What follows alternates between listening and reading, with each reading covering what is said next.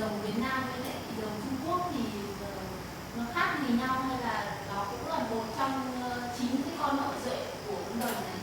Cái gì? Nên là ai đã không biết là ai không dạ đi chả Hay là nó là rồng bố? Can you explain the difference between the dragon of Vietnam and China? Also, Vietnamese dragon is like the sons of dragon, like Jackson. Firstly, thanks a lot for your question. And about the question, I have to say that the dragon of Vietnam and China are the two different ones. The Vietnamese people has their own legend for the dragons.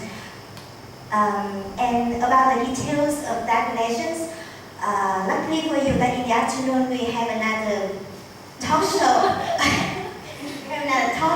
About Vietnamese dragon.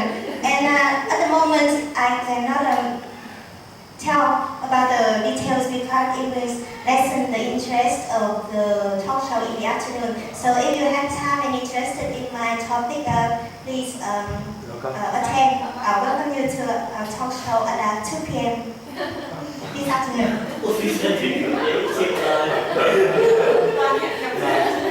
Very smart, huh? Very smart. Yeah. Answer. Bye. Đây là văn hóa Việt Nam đi còn học. Compete the one to the other. Cũng có những sự khác nhau giữa rồng Việt Nam và rồng Trung Quốc. Thì về việc này thì sẽ có một buổi nói chuyện. Trong chiều nay sẽ có một buổi nói chuyện